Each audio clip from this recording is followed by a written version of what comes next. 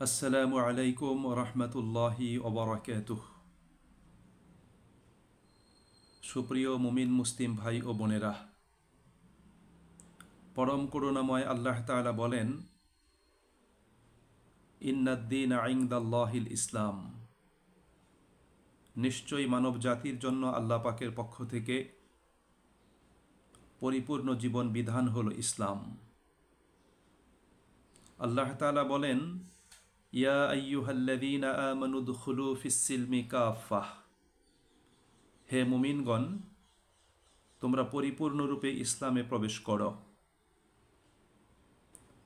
আল্লাহ সুবহানাহু ওয়া তাআলা বলেন, ওয়ামান ইয়াবতাগি গায়রাল ইসলামি দীনান ফালান ইউকবালা মিনহু ওয়া হুয়া ফিল আখিরাতি মিনাল খাসিরিন।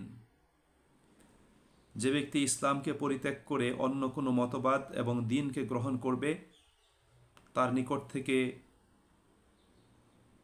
তা কখনোই গ্রহণ করা হবে না এবং সে আখিরাতের জীবনে ক্ষতিগ্রস্ত হবে।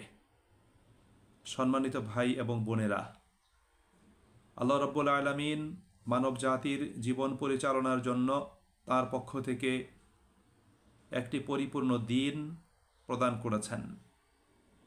এই দ্বীন হলো জীবন পদ্ধতি, জীবন বিধান।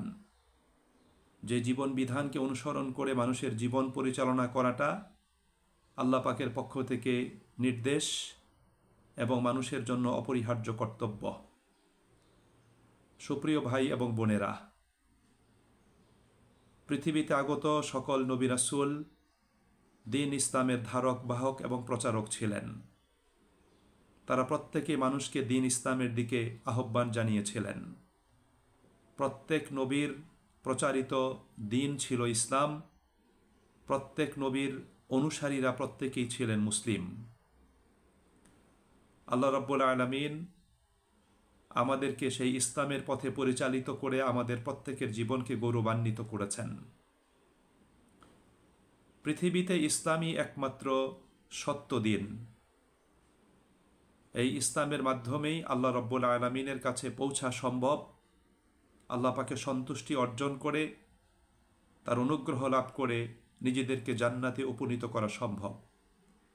এবং ইসলাম ব্যতীত আর যত দিন পৃথিবীতে প্রচলিত আছে, চালু আছে, মানুষ অনুসরণ করছে, তার প্রত্যেকটি মানব রচিত, যেগুলোর পক্ষে আল্লাহ পাকের পক্ষ থেকে কোনো দলিল এবং প্রমাণ তিনি নাজিল করেন নাই। সম্মানিত ভাই এবং বোনেরা, আল্লাহ রাব্বুল আলামিন আমাদেরকে পরিপূর্ণ দ্বীন দিয়েছেন এবং রাসূল করিম সাল্লাল্লাহু আলাইহি ওয়াসাল্লামের মাধ্যমে এই দ্বীনকে কেন্দ্র করে একটি পরিপূর্ণ শরিয়াহ আমাদেরকে প্রদান করেছেন। শরিয়াহ হলো দ্বীন পরিপালনের, দ্বীনের হুকুম আহকামগুলো বাস্তবায়নের পথ এবং পদ্ধতি, যা আমাদেরকে রাসূল করিম সাল্লাল্লাহু আলাইহি ওয়াসাল্লাম আমাদেরকে শিক্ষাদান করেছেন।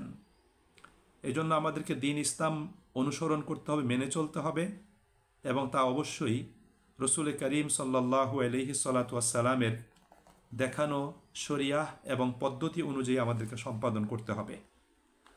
আল্লাহ রাব্বুল আলামিন তার পক্ষ থেকে এই দ্বীন গোটা মানব জাতির জন্য প্রদান করেছেন।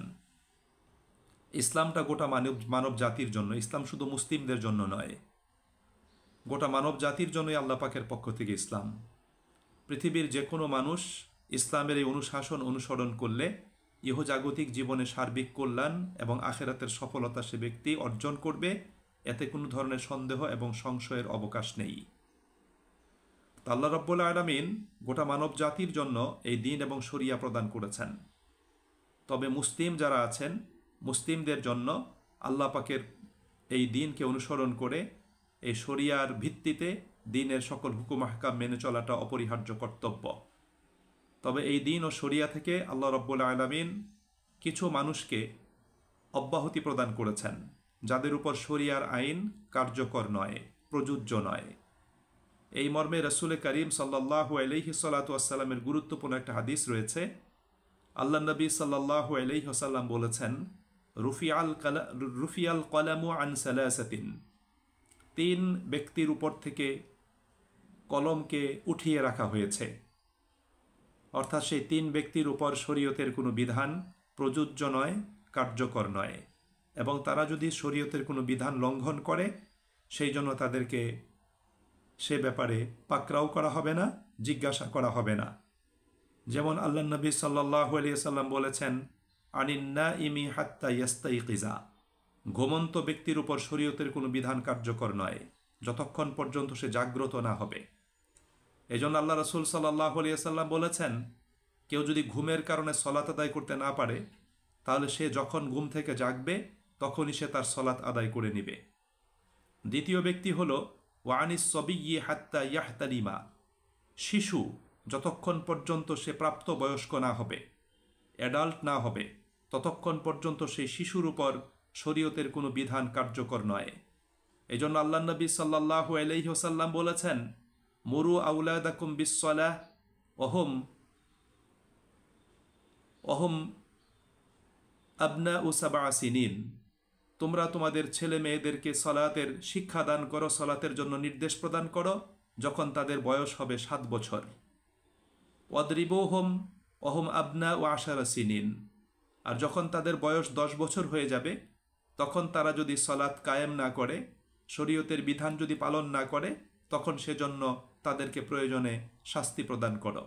তাহলে 10 বছরের আগে কোনো বাচ্চা যদি সলাত আদায় না করে, সেজন্য শরীয়ত তার উপর কোনো ধরনের শাস্তিমূলক ব্যবস্থা গ্রহণ করার কথা বলেনি। শিশুদের উপর শরীয়তের কোনো বিধান কার্যকর নয়।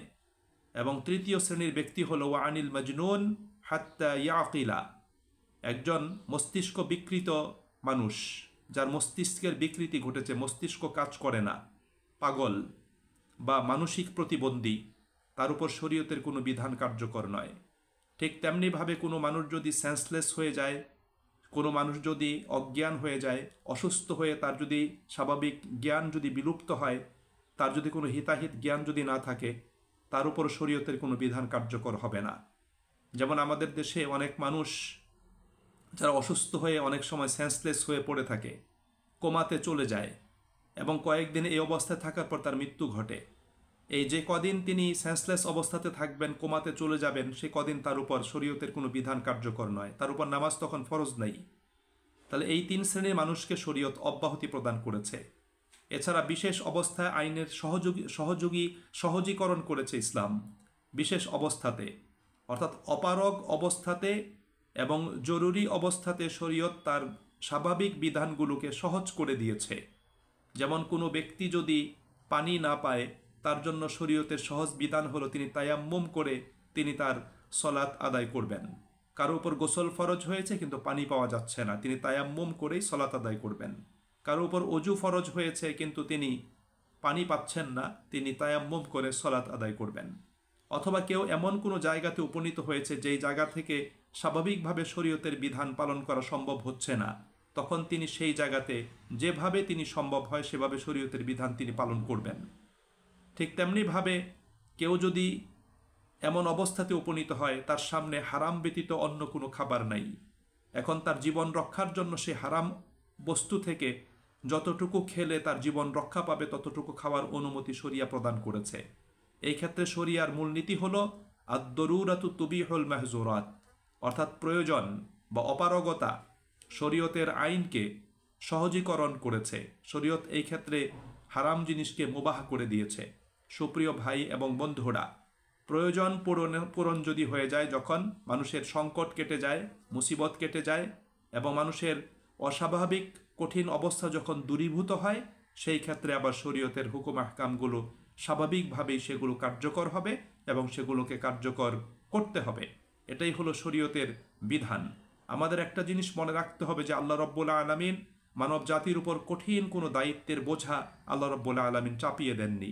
এই ক্ষেত্রে আল্লাহ তাআলা কোরআনুল কারীমে বলেন, লা ইউকাল্লিফুল্লাহু নাফসান ইল্লা উসআহা, মানুষ বহন করতে পারবে না এমন কোনো কঠিন দায়িত্বের বোঝা মানুষের উপর চাপিয়ে দেওয়া হয় নাই। আল্লাহ রাব্বুল আলামিন এই ক্ষেত্রে আরো বলেছেন, রব্বানা ওয়ালা তাহমিল আলাইনা ইসরান কামা হামালতাহু আলাল্লাযীনা মিন ক্বাবলিনা, হে আল্লাহ আমাদের উপর এমন দায়িত্বের বোঝা চাপিয়ে দিও না যেটা বহন করার সামর্থ্য আমাদের নেই, এবং এমন দায়িত্বের বোঝা আমাদের উপর চাপিয়ে দিও না যেরকম কঠিন দায়িত্বের বোঝা তুমি পূর্ববর্তী লোকদের উপর চাপিয়ে দিয়েছিলে। সুপ্রিয় ভাই এবং বন্ধুরা, ইসলাম সহজাত একটা দিন, মানুষ পালন করতে পারবে, সহজভাবে পালন করতে পারবে সেরকম বিধি ব্যবস্থাই আল্লাহ রাব্বুল আলামিন তিনি আমাদেরকে প্রদান করেছেন। এছাড়া শরীয়তের অনেকগুলো বিধিবিধানের ক্ষেত্রে আল্লাহ রাব্বুল আলামিন অল্টারনেটিভ অপশন আল্লাহ পাক আমাদেরকে দিয়েছেন। যেমন রোজার ক্ষেত্রে কাফফারার বিধান দিয়েছেন, ফিদিয়ার বিধান দিয়েছেন। সলাতের ক্ষেত্রে আল্লাহ রাব্বুল আলামিন দাঁড়িয়ে পড়তে না পারলে বসে পড়বে, বসে পড়তে না পারলে শুয়ে ইশারাতে পড়বে। এই সহজ বিধানগুলো আল্লাহ রাব্বুল আলামিন তিনি আমাদেরকে প্রদান করেছেন। অনেক মানুষ ইসলামকে ভয় পায়, ইসলাম ভীতি মানুষের ভিতর কাজ করে। আমাদের মনে রাখতে হবে ইসলামকে ভয় পাওয়ার কোনো কারণ নাই। ইসলাম ভীতি নিজের মন থেকে, মস্তিষ্ক থেকে দূর করতে হবে। ইসলামকে সহজভাবে বুঝে সেটা আল্লাহ পাক এবং তার রসুল করিম সাল্লাল্লাহু আলাইহি ওয়াসাল্লামের আলোকে সহজ এবং সুন্দরভাবে পালন করার জন্য আমাদেরকে সাধ্যমতো চেষ্টা করতে হবে। এই জন্য প্রিয় ভাই, আসুন আমরা প্রত্যেকে আন্তরিকতা নিষ্ঠার সাথে ইসলামকে পালন করার চেষ্টা করি। আমাদের মনে রাখতে হবে আল্লাহ তাআলা কোরআনে বলেছেন, ফাইং জালালতুম মিন বাদি মা জাআতকুমুল বাইয়িনাত ফা'লামু আন্নাল্লাহা আজিজুন হাকিম। আল্লাহ বলছেন, তোমাদের কাছে সুস্পষ্ট বিধান আসার পরে যদি তোমরা সেটা পালন না করো অথবা তোমাদের পদস্খলন ঘটে, তাহলে জেনে রাখো আল্লাহ তাআলা মহাপরাক্রমশালী, আল্লাহ তাআলা প্রজ্ঞাময়। অর্থাৎ তোমার শরীয়তের বিধান পালন না করলে আল্লাহ পাকের কিছুই আসে যায় না, বরং তোমরা নিজেরাই ক্ষতিগ্রস্ত হবে। এই জন্য সুপ্রিয় ভাই এবং বন্ধুরা, আসুন আমরা ইসলাম পালন করে আমাদের জীবনের মূল্যমান বৃদ্ধি করার চেষ্টা করি। আমরা ইসলাম পালন করে আল্লাহ পাকের কাছে নিজেদের গ্রহণযোগ্যতা বৃদ্ধি করি। আল্লাহ পাকের অনুগ্রহ লাভ করার মাধ্যমে জীবনকে আমরা ধন্য করার জন্য চেষ্টা করি। দুনিয়া আখিরাতের সফলতা অর্জন করতে আমরা সচেষ্ট হই, সচেষ্ট থাকি। আল্লাহ আমাদের সকলকে তৌফিক দান করুন। ওমা তৌফিকি ইল্লা বিল্লাহ, আলাইহি তাওয়াক্কালতু ওয়া ইলাইহি উনীব।